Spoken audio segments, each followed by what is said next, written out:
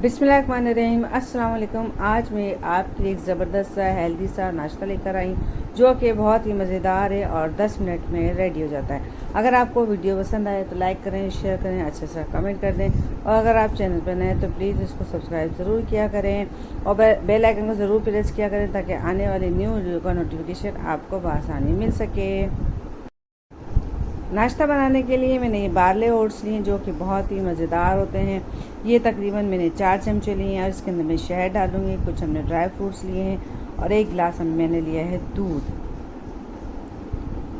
बहुत ही आसान सा झटपट सा बनने वाला नाश्ता है। अब एक पैन लेकर उसके अंदर हम बार्ले ओट्स डाल देंगे और साथ में 1 गिलास दूध डाल देंगे और इसको हम 5 मिनट के लिए अच्छे तरीके से कवर करके रख देंगे ताकि हमारे बार्ले ओट्स हैं ये हमारे गल जाएं, क्योंकि ये देर से ज़रा सख्त होते हैं, इसको पकने में ज़रा टाइम लगता है। तो हम इसको दूध में भिगो देंगे तो ज़रा जल्दी पक जाएंगे, सॉफ्ट हो जाएंगे।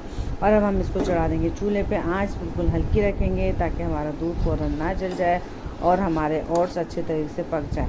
आप चाहें तो इसके अंदर आधा गिलास पानी भी डाल सकते हैं, पकने के दौरान पानी बिल्कुल जल जाएगा। चले जी, अब ये जो है ना हम इसमें थोड़ी थोड़ी देर से चमचे चढ़ाते जाएंगे ताकि हमारे ओट्स नीचे ना चिपके और हमारा झटपट सा नाश्ता जो है ना तैयार हो जाए। सुबह सुबह इसी तरीके का हल्का फुल्का नाश्ता करेंगे तो बहुत ज़बरदस्त सी हमारी एनर्जी हमें मिलेगी।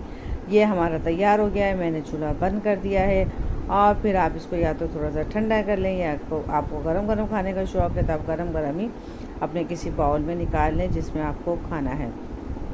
अब जितने भी ड्राई फ्रूट्स थे मैंने इसको बारीक बारीक काट लिया है और मैं इसको मीठा करूँगी शहद के साथ। 2 चमचे मैंने इसके अंदर शहद डाले हैं। वैसे मैंने इसके अंदर किशमिश भी डाली तो जिसकी वजह से शहद कम डलेगा।